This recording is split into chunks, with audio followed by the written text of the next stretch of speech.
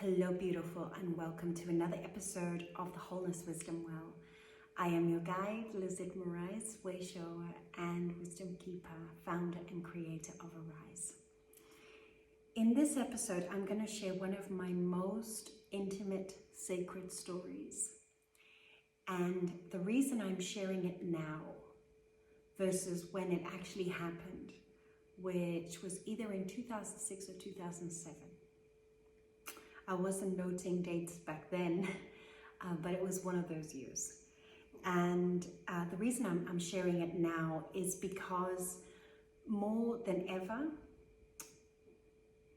humanity needs to know that divinity is real and divinity is available to us and loves us infinitely.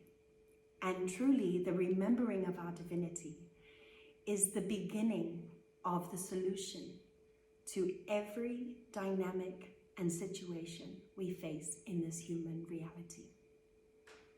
Because as conscious creators, our consciousness is literally creating this. And I think you would greatly agree with me, bar none, we need to awaken. We need to awaken to our divinity, and we need to embody our divinity. Because we can wait our whole life, but truly life is waiting for the whole of us to step forward. And what is this whole of us? So in 2006 or 2007, I'm not sure again when, I will look up the date because I do have some traces of evidence of when. But more important than when, it's important to get the story out now. The reasons I haven't shared it before is because one, it was incredibly private and sacred, beyond anything that I had ever experienced. Secondly, because I couldn't quite explain it the way I can explain it now, all these years later, through my initiation and my path and my journey of wholeness. And I'll be able to explain and give you some of the nuggets of what actually occurred. The other reason was because I had never heard of another person having kind of experience like this. The closest that I have heard of is always a near-death experience. So it is kind of like a near-death experience when I was taken into the 12th dimension, and I was taken into an understanding and a consciousness and awareness of a whole other reality different from this. But I was not disengaged from this reality. So I was in the 3D dimension, and I was in the 12th dimension at the same time. And there was no accident. So when I would share the story with very few people, because I was incredibly shy, and because it was so incredibly private, I would normally get two reactions. The first one was, even though they knew I wasn't lying about it, they thought that maybe I was exaggerating a little bit. And this would really wound me because it was already so sacred and so precious to be called a liar or to think I was exaggerating by anything. It was actually doing a disservice to what had happened, so I decided to be quiet. Now I recognize that that is a form of gaslighting. And the other reason was because when I would share it, it would encourage people and it would really get them excited, but at the same time it would also discourage them because they would immediately go to, well, why you? And that why you would create separation between me and this very close friend that I was sharing with, or this confidant, and it would make them feel less than and me more than, and that was like, the least of my, it was so yuck. It was like, oh my God, that is not the intention. The intention, and this is my sole intention of sharing it now, is because this is for people that will be able to receive this. And I am also now ready for ridicule, rejection. It's my story, it's my experience, I stand by it. And if you're thinking, why you and why not me? I want to tell you, this is accessible to you too. But my call and my life's work and my purpose for being alive on the planet at this time, like many of us, is to exemplify possibility. And it is with the sole intent that I will share this story. So with that out of the way, I will proceed by telling you the story in 3 parts. The first part is I want to describe the context I was in, because the context will provide a lot of information for you which are probably in that context in some way or form or shape. But it also gives us some key lessons of how this was activated and how this was possible. Then I will share the experience with you. And lastly, I want to just glean some really last messages, some encouragement and some wisdom that I've learned from the time that it happened till now, and how you too can experience your natural divinity. So the context was that I was a member of a church. I had had an experience with Christ. That's actually what led me to church. So I wasn't a person who went seeking into a church and then they told me the answer. It was actually the other way around. I had a revelation of Christ already from a child, but then when he showed up to me in a supernatural way at age 19, I was then guided to a church. And so I was in this church, and I was already singing in the church. My voice has been used for song, and when I sing, even now, it creates a field of divine presence. So I was in the church and singing in the church, but my pastors,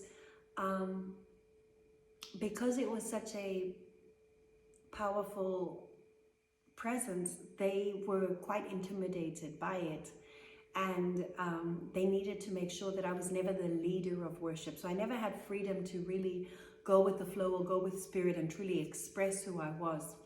And in this case, I'm a smoker because I have healing parts, and the healing parts of me were not welcomed in the church. And so they had a big issue with me smoking, and they had a big issue with me singing in front of the church because I'm supposed to be an example and smoking is not a good thing to do. So obviously they were even questioning if I was saved because I smoked. And I was trying to explain to them that guidance, the Holy Spirit had showed me that, God has no problem with me smoking. There is a reason for it which will be revealed later, but they didn't believe me. So they had revoked my permission to sing in church. Now, this was surprisingly for me a very deep anguish, almost as if I don't get to sing in church, there's no reason for me to live. I mean, it was that deep. And logically, I couldn't even comprehend that, because in the 3D reality of my world, I was an executive corporate woman. I was empowered. I was traveling the world and teaching leadership development. So the fact that, the small little church saying, Lizette, you can't sing, the fact that it would break my heart like that already doesn't make any sense to most people, but it was the truth of what I felt. And I was in anguish about this, and so one night I sat down with my guitar and I went into worship, and I connected with the higher realms as I knew how then. And it was just pure love, my cosmic heart opening to my revelation of Christ and the universe and God, and bringing this language to them, this depression. And I was led to listen to my teacher at the time, who has been a tremendous teacher, Andrew Womack. He's still very big within Christianity, and one of the most faithful to the gospel that I've ever met. And Andrew Womack had a tape called The True Gospel, and I went to go listen to that tape. And it was in that tape that I heard again the first gospel that had actually confirmed that everything that had happened in my first encounter with Jesus, that it was true, that there was no separation between me and God. There was no sin that had not been covered by the cross and his example, that he had created a bridge from this world into the heavenly world.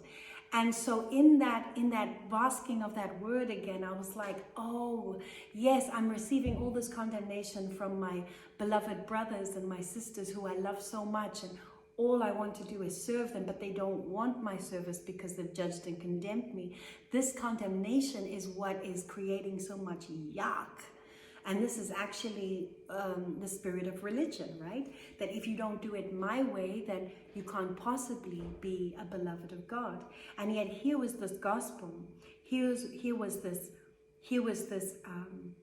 remembering that there is no shame between me and God. So that night almost it felt like the washing again of all that junk of condemnation and separation and shame. And I remembered again.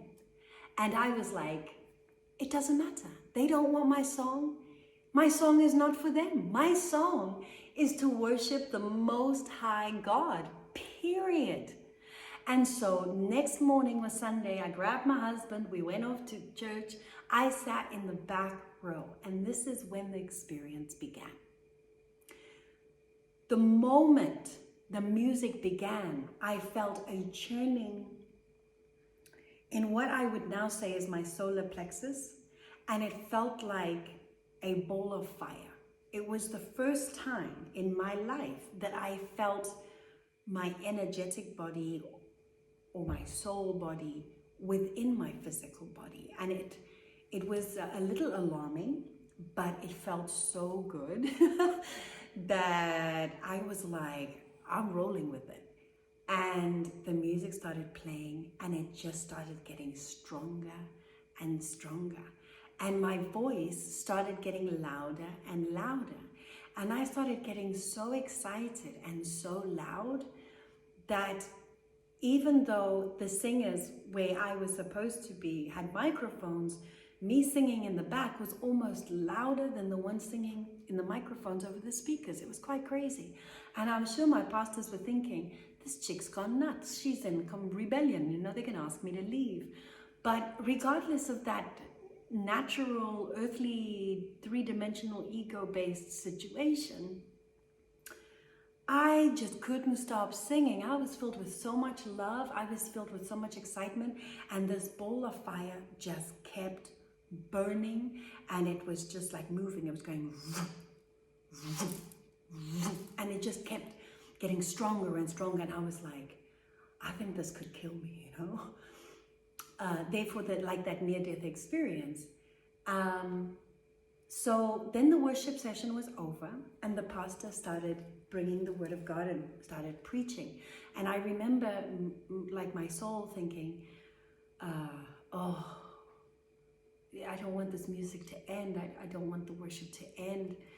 But okay, he's got to talk now. Oh, you know, it's going to be a blessing to somebody. But I sat there and I couldn't hear a single thing he said. Like, it was just blocked. And I realized that I could just stay in worship. I could just stay contained in my being and stay loving God and soaring in that bliss and almost orgasmic energy that I was in right there in church. And it really had nothing to do with anybody else. This was my connection with God.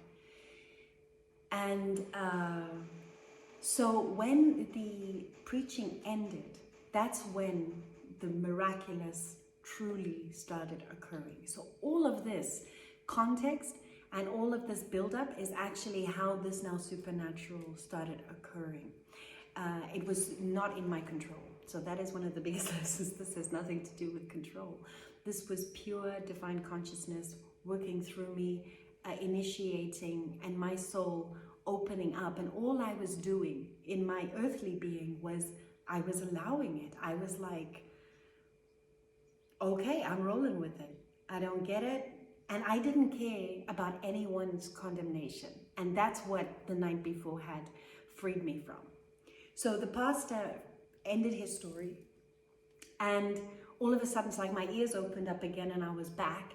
And he asked if anyone would like to have prayer at the end of the service. And I felt like a presence at the back of me, and like someone stepping, like hanging over me, and whispered in my left ear, "Go and get it." And it felt like I was 4 years old and it was Christmas morning. You know, it was so exciting. And I stood up and I ran to the front. And I was standing there. The worship had begun again. And the pastor was starting to pray for all the people that had come forward. And I was kind of like at the end of the line. I remember standing there and I was opening up my arms like this, and I could feel my whole body vibrate. For me, it felt like I was doing this, but I was actually quite still. And it was just the inside of me shivering. I know this now to be my quantum field. I know this now to be my etheric body that I was aware of. So I was standing there in worship, in this bliss, singing, and I felt someone pass me, like, you know, and because my eyes were closed, and I thought it's the pastor coming to pray for me. So I opened up my eyes and there was no one there. So I closed my eyes again, and this ball just kept going, right? This fireball just kept going, kept going, kept going. And again, I saw the shadow pass, and I thought, "Ooh, they're here." No, still not here.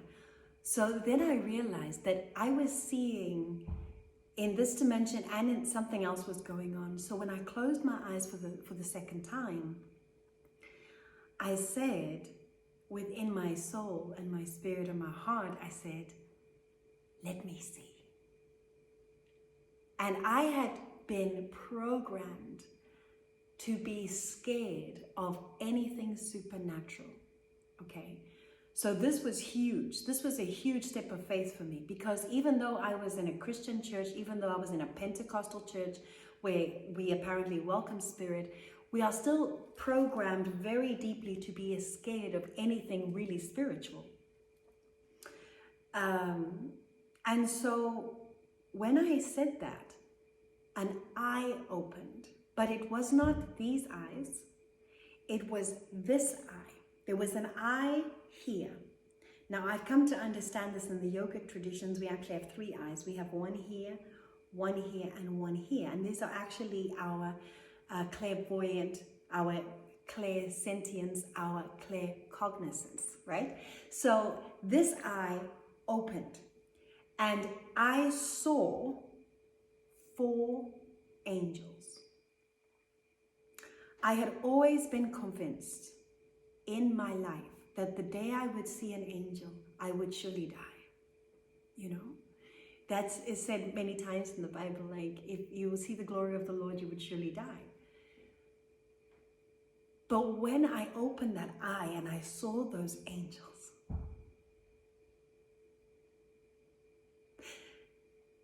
and they were dancing around me, they were much taller than I. Like, my eyes were at the level of like a belt that they were wearing. They were all wearing white, and they had like a belt. And I know that I was looking at their belt, and when I looked up at them, the love that I had for these angels, I didn't just feel their love for me, I felt my love for them. And this was really a surprise, because when I saw them, it wasn't like, "Oh my God, you guys are amazing." It was more like, "Oh my God, you guys, where have you been? I have missed you so much." It was like, I loved these beings more than I had loved my father, my mother, my husband. I had never known that I could love like this. When I saw them, I missed them from a time that is so ancient and so long that it couldn't even be understood. And they loved me right back, like, "We've always been here, silly, you know? Like, we've never left you." But they were delighted that I could see them. And then I realized it wasn't 4 dancing around me. It was 4, and then above them was 4, and then above them was 4, and then above them was 4. And there was just like this pillar of light that went infinitely right through the roof. And it was just thousands of angels. The rest of the whole church was kind of like in this shadow, gray light. And this light was just around me. And I was just reveling in that vision and that sight and that seeing. And mind you, I could see them as clearly as I'm seeing in the 3rd dimension. So this really was like a multi-dimensional opening of understanding, almost as if I died. In the body, the more I danced with them, the more the ball of fire just kept going. And I knew that if I continued, I was either gonna pass out. I could feel that my physical flesh couldn't take the infusion of energy, the infusion of light. And I was aware that I might die. And in that second, I also was like, I don't care. I don't care. I don't care if I die. I'll go with you. I want to go with you. And I knew that everyone that I loved, it was okay because I would see them very, very soon. Eventually, their natural lives would end. They would be released from their bodies, and then we would be together. And I knew that. And so it was a-okay. Whatever happened, I was completely surrendered and there. And the more I danced, the more this ball grew, and then eventually it was just like a flash. This flash was so intense. This fire was just poof. And when the boof happened, I found myself sitting.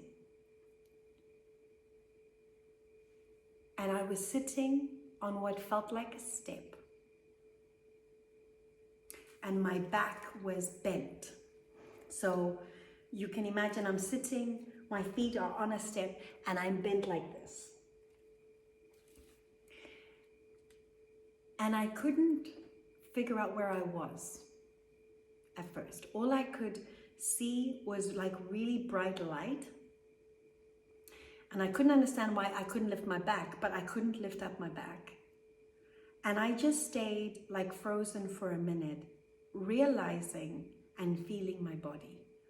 My body was as if I could feel every single cell, millions and millions and billions of them, vibrating,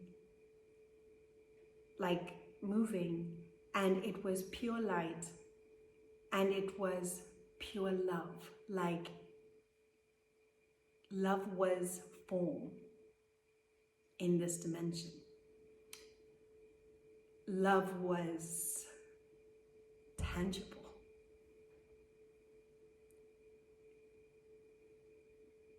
And I realized I must be in heaven. And I kind of like started looking around like this because I couldn't lift up my back.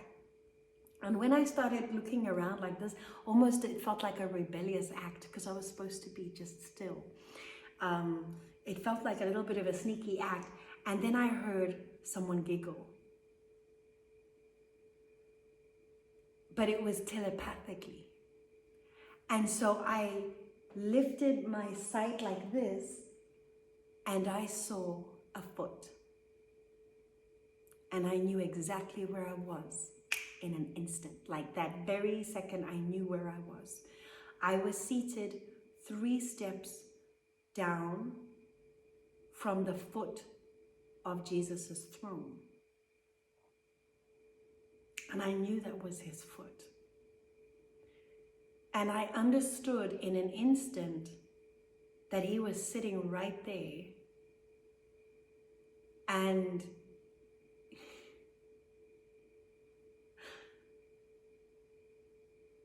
the reason I couldn't lift my back was because of his majesty. Majesty is something I could not explain or even comprehend in this dimension, because the kings and the queens and all of their royalty and crowns and gala and all of this, you know, we taught to look up to them and that they're very special. But when I was in the presence of that royalty and that majesty, I couldn't raise my head. I was down. Okay, it was a force of such power. And Jesus has come many times afterwards in a way that I can see him in my dreams, where we're speaking or we're walking side by side. But in this experience, he was as the King of Kings, as the Lord of Lords, as the firstborn, as the Alpha and Omega, exactly as he said that he had resurrected and been seated. He was seated and I was 3 steps down from him. And I thought to myself, well, if Jesus is here and this is what heaven feels like, and this is the body that I get to have, because we think when we die, we're just going to become this energy, you know, but it was a real body. Like Jesus also said that in the word, that you'll be given a new body. And it is true. It was a full body, and it was an immaculate body, and a body that does not age, a body that self-heals. Actually, it's impossible for anything of disease to be in that body, because it's just vibrating. It's just love. So it's regenerating and it's infinite. So I was in my infinite body, my soul body, my crystalline body. And I could literally feel every single cell that was in my body. I understood eternity, which is a bizarre term to understand as a mortal being, but instantly I understood that I had always been with him as a soul, and I was a part of him and part of God and part of the universe, and we were all, I understood wholeness, I understood oneness in an instant. And many things were kind of like self-explanatory in that dimension. And when I thought to myself, I thought, oh, I can stay here. I'm going to stay here. That's what I'll do. Oh, I want to stay here.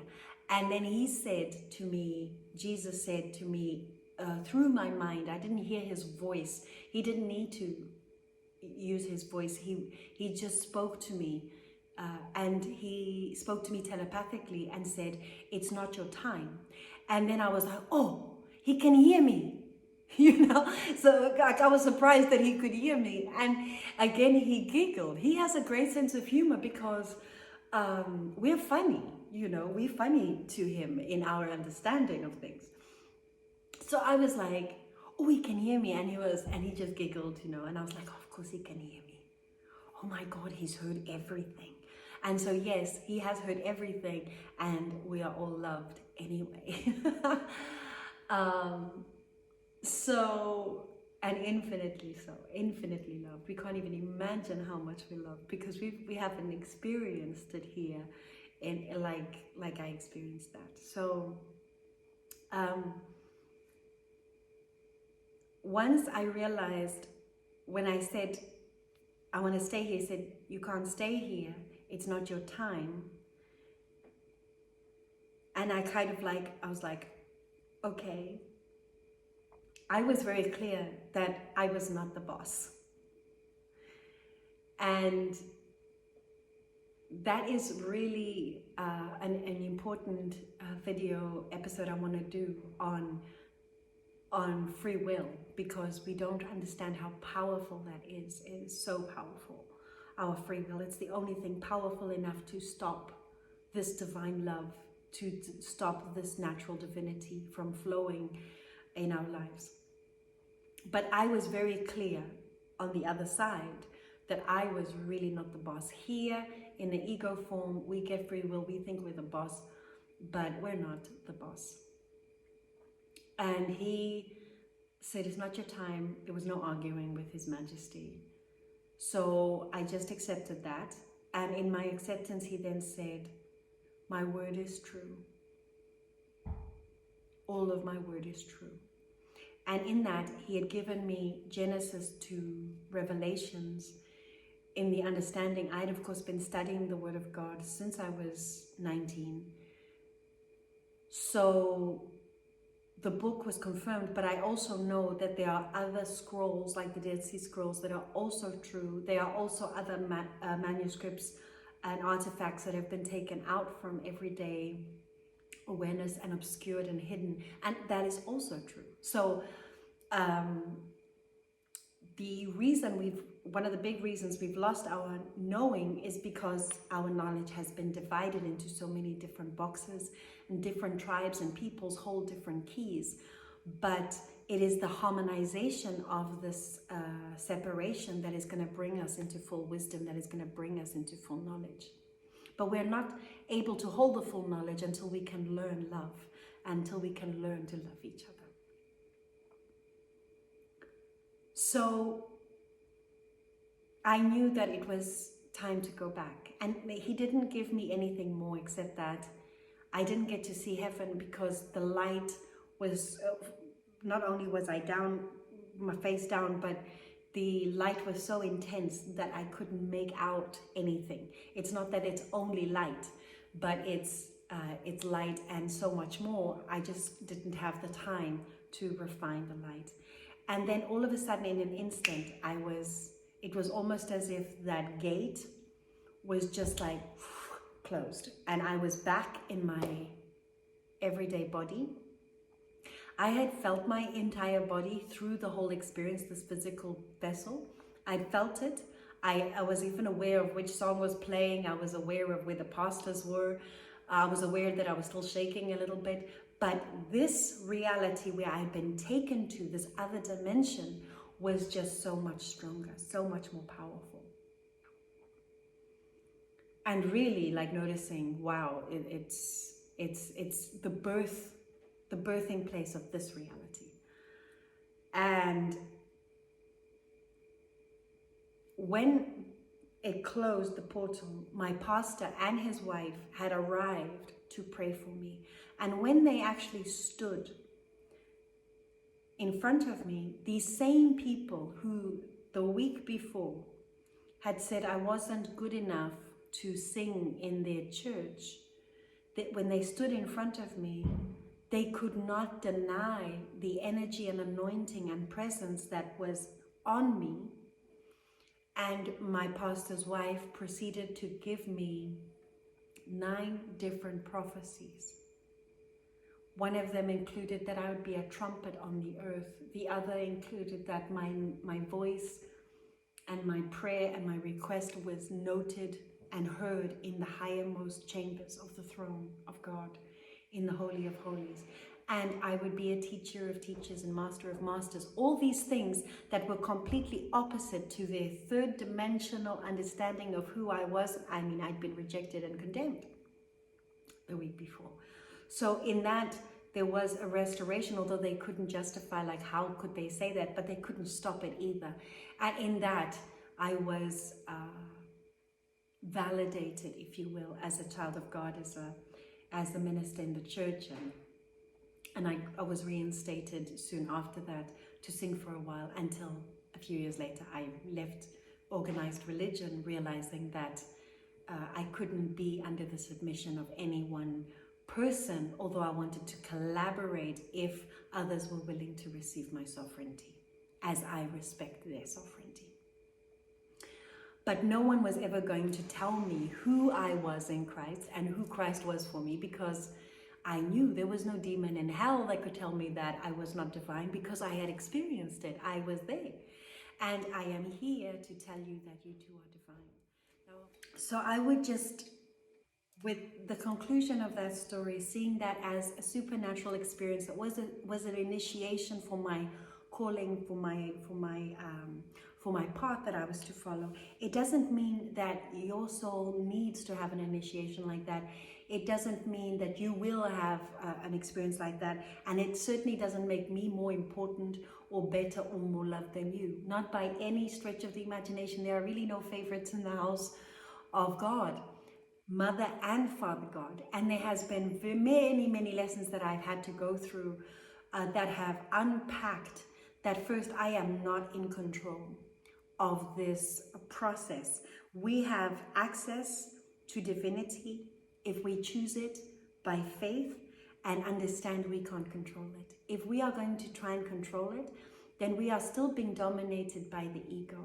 And that is actually the limitation that divine knowledge is going to reach you or be integrated. Because if you are given divine power and you're still in your ego, you're not really going to be able to be trusted by the divine. And this is actually why I realized that it wasn't about trying to recreate the experience or trying to get the portals to open. I went through all of those stages too, but I learned it was like, no, it is returning to the love, it is returning to the grace, it is also returning to the fact that I live my everyday reality in the conscious awareness of my divinity is actually a higher calling and requires more faith and surrender and beauty to emerge, because I know I'm going to go back there. What it did do was cancel out any fear of death that I had. And this is very true for everyone who's had a near-death experience. The minute they've seen the other side, their fear of death, the fear of this human life ending is over. Because once you've stepped over the veil, you realize it is only light. So I just want to encourage you that you don't have to control it. The other thing I want to give you is that angels and higher dimension support your guides, whether that is Shiva, whether that is Buddha, whether that is any one energy that has shown itself to you, whether that's Mary Magdalene. These are frequencies of energies. These are frequencies that are available to us.